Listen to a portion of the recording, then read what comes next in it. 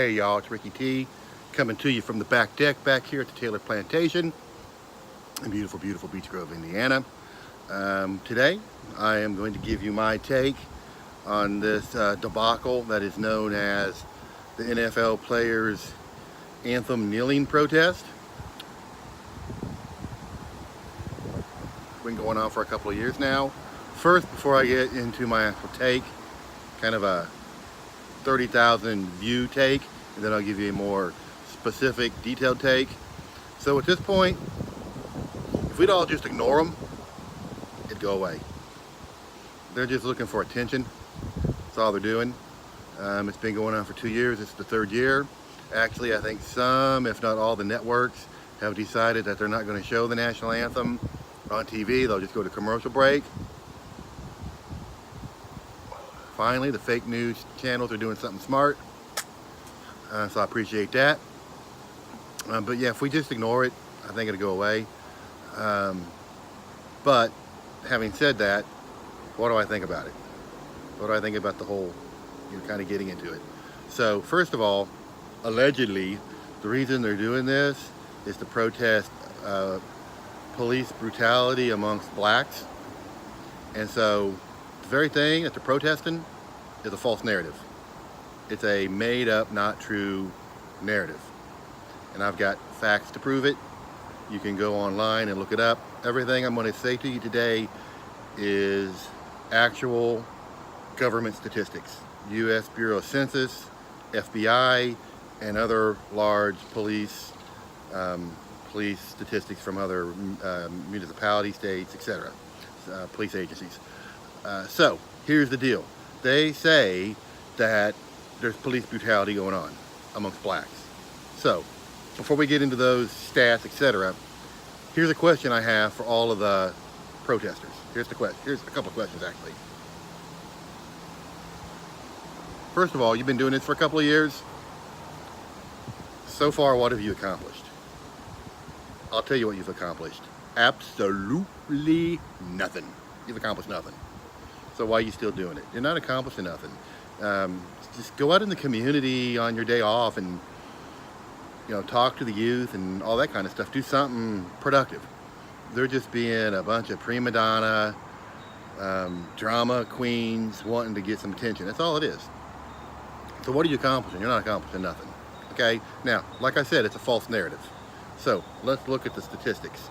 And these are FBI crime statistics and U.S. Bureau of Census statistics.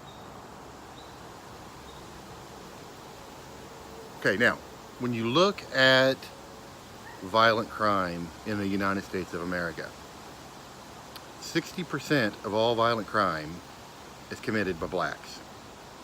They make up just under 13% of the total population, but blacks make up 60% of all violent crime in the United States of America, and 52% of all murders in the United States are committed by blacks.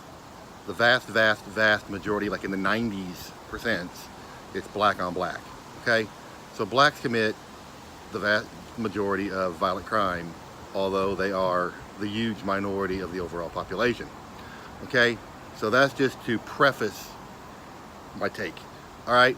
So you got a minority population committing the vast majority of the crime, which means the vast majority of police interactions are with black folks. Alright? So, but then when you look at actual incidents where someone was killed in an incident by a cop, by a police officer, what you will find is two white people die for every one black person. So if blacks commit 60% of the crime, but they only consist of approximately 30% of the deaths by cops, because whites are about 60%, then there's about another 10% for Hispanics, Asians, and what other minor races there are out there. So about 60% of all crime committed by blacks, but only 30% of deaths by cops are blacks. Then how the hell is that police brutality against blacks? It seems to me that the police are being extra careful to not harm blacks because they know it's politically charged and they're probably going to end up getting fired and maybe going to jail. Okay? So it's a false narrative to begin with.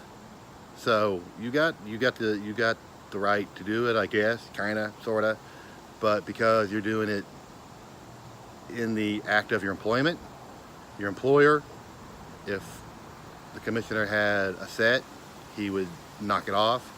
I won't even go into what I think about that guy. Worst commissioner in the history of all sports. He is the biggest drama queen, the biggest narcissist. He's in love with himself. He's a legend in his own mind. In reality, he sucks. He sucks worse than any commissioner has ever sucked in the history of sports. Okay? That guy is a loser. He needs to be fired immediately. So when it's all said and done, it's all a bunch of BS. These black players are being brainwashed, they're being tricked, they're being used as pawns by the far left. They are buying into this false narrative, and then they're going out on the field and kneeling and making a damn fool out of themselves. So if you want to go out there and make a damn fool out of yourself, then go make a damn fool out of yourself. That's what makes America great. You have the right to be an idiot, and that's exactly what you are. In the meantime, go out there and play some football because I want to watch it. Okay? So that's my take. That's all I got to say about that. The big picture is, it's a distraction. It's just a distraction. When it's all said and done, it's a distraction. Personally, I'm just ignoring it. If you do it, you're an idiot, and I'm ignoring it. I'm here to watch the game. All right? That's all I got to say. Y'all have a good evening. You know I love you. And as always, God bless America.